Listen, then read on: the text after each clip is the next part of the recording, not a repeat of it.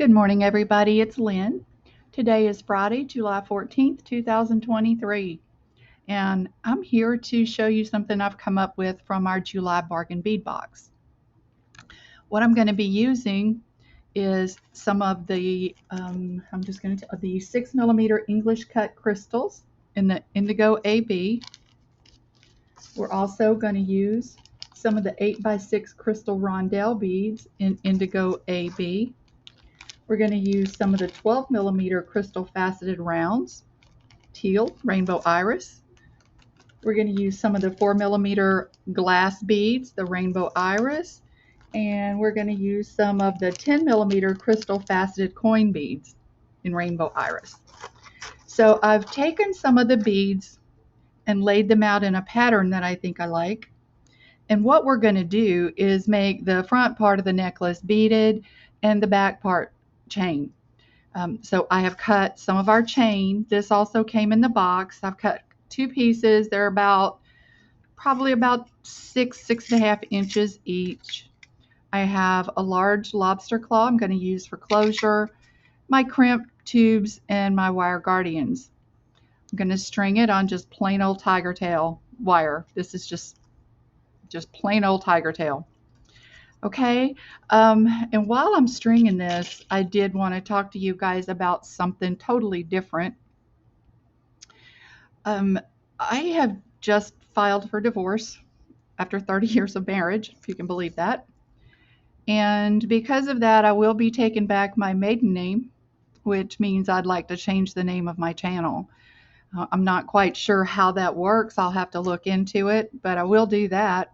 But the main reason I'm telling you all is because I have not been able to come up with a clever name for my new, for the new channel name, and I'm going to look to you guys for some help. If you have any ideas, I would love to hear them.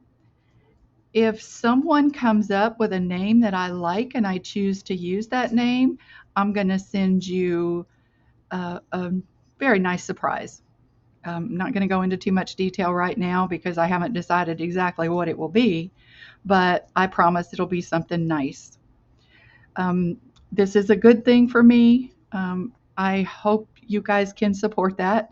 I'm sure some of you have been through the very same thing. I didn't expect it after this many years, but life is all about surprises, I guess. So, um, I just am struggling with what to name. I don't really think I want to use my name. I'd like to have something clever and unique, but I'm not sure that's where my strength lies. So, you guys, I'd appreciate it if you'd think about it and if you come up with something or, anything. I mean, nobody's going to see it but us, so don't worry about it. And, we'll see what happens. I'm not sure exactly what the time frame will be on that. I need to wait for legal documentation so I can change my name legally before I do that. So it will be in the fairly near future. Okay, well, I've almost got these strung on. And what we're going to do is finish off each end of our tiger tail with a wire guardian to attach to our chain. So we're also going to make a pair of matching earrings. So as soon as we get the necklace done, we'll jump on that.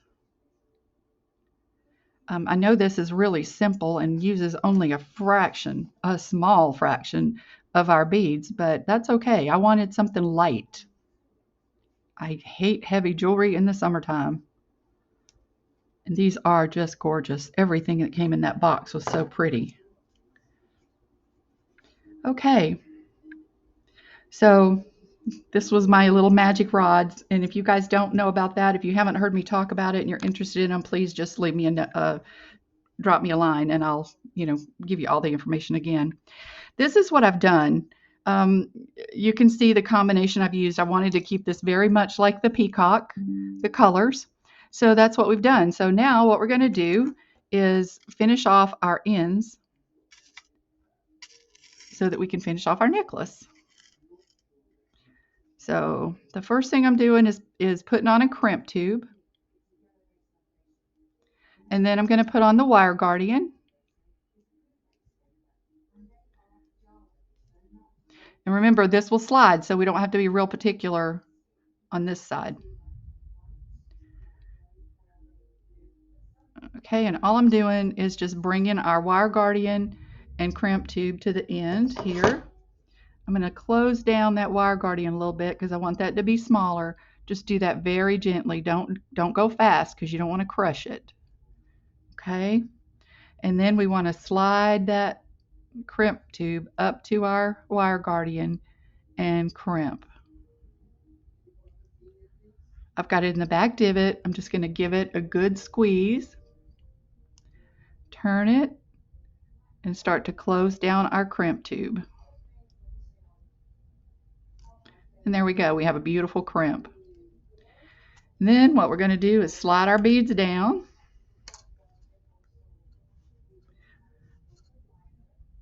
I know they say it doesn't make it any more secure, but y'all know I always like to go back through a few beads if I can, and I don't know that I'm going to get through that other one. There we go.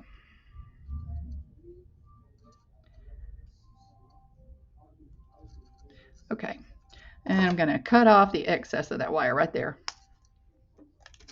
Okay, drop it down, let gravity help you out there. Whoops, see what happened? I got to cut that wire just a little shorter or it's going to stick out and poke me, and that's going to aggravate me all the time. So make sure you don't have any wire sticking out there because it will aggravate you to death, I promise. Okay, as you can see, I cut my wire way too long, but that's okay. I'd always rather have too much than not enough. I hate being cramped to crimp. So I put on our tube, putting on our wire guardian, bringing my wire around, back through the crimp or the guardian, and through the crimp tube. And I'm going to try to get through a couple of beads here so that I have something I can pull. Okay.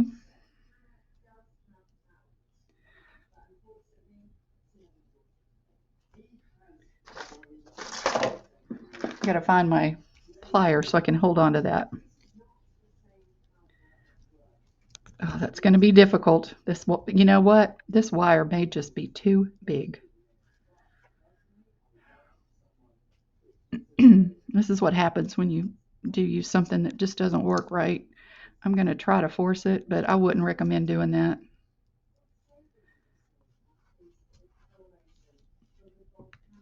Almost got it.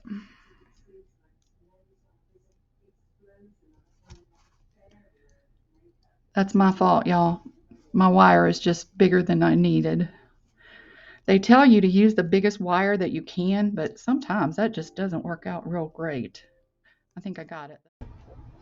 You guys, I accidentally hit a button and caused it to stop recording, and I do apologize, but the only thing I finished was just finishing this crimp on this. So now we're ready to attach chain to our necklace, and I have some 4mm oval shaped jump rings here that I'm using for that. So I'm going to do that. Open my jump ring, put the piece on, put the chain on, and close the jump ring real good. I love these oval jump rings because the pressure point is away from where your chain is. Okay, I'm going to grab another jump ring and do the same thing on the other side. Open your jump ring side to side, put your piece on, and put the last link of your chain on.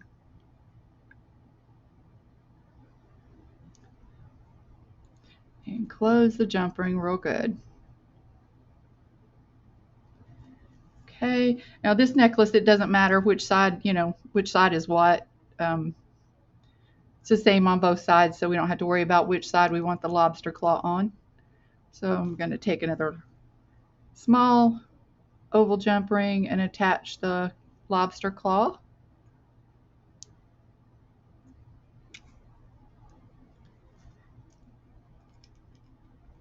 Close it real good.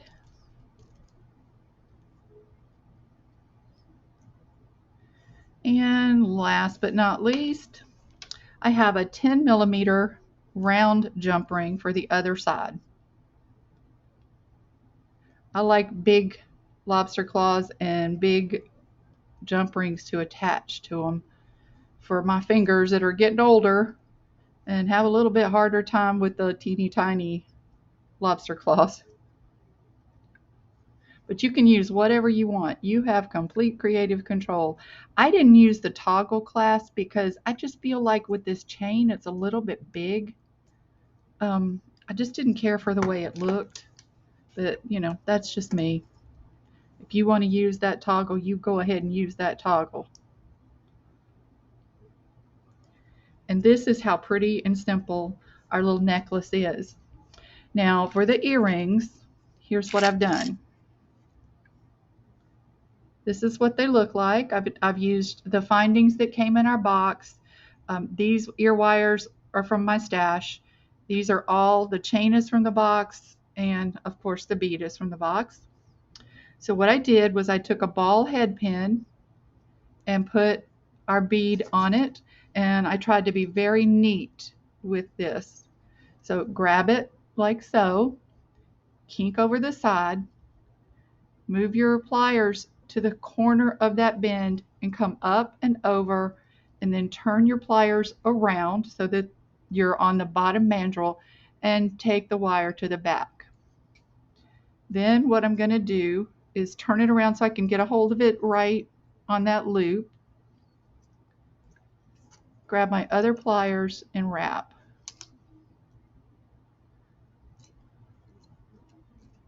Just make sure you go around at least twice. Okay, there's that, and cut off my excess wire.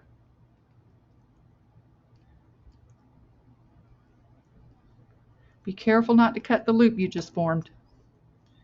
I've done that, y'all.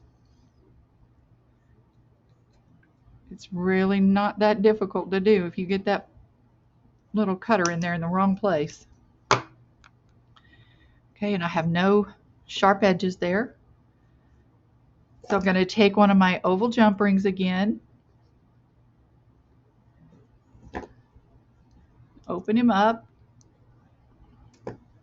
put on our bead, and place the bead on the middle drop.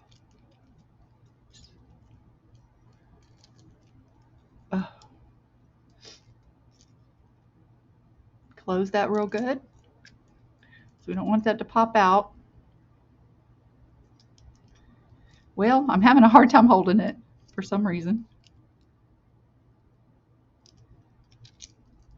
Well, my goodness. There. Okay.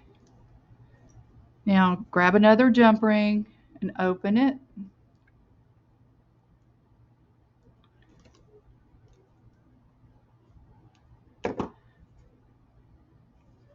I cut 2 pieces of chain exactly the same size for our earring. Put your chain on one side and close. Okay, grab one more jump ring, open him up, grab the other end of your chain, very last link. Well, and bring it around to connect to the side hoop on the other side of your finding there, and close that real good. We're just dropping that chain below the bead like that. Okay, then take your earring finding, open it up, make sure that you get the earring facing the right way.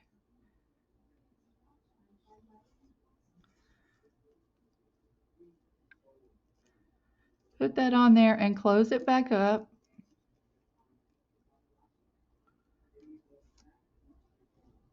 And our earrings are done. All right, guys, I hope you like that and I hope you enjoy it. If you have any questions, please leave them for me down below and I'll get back to you guys. I try to get back to you within a day. And sometimes I don't. And another reason I told you what was going on is because I know I haven't been producing videos as much as I was, but there's just been a lot going on and I'm sure you can understand that. I'm going to do my best to get back on track and get them out for you. So, all right, guys, have a great day. Remember to take care of yourselves. I'll talk to you soon. Bye-bye.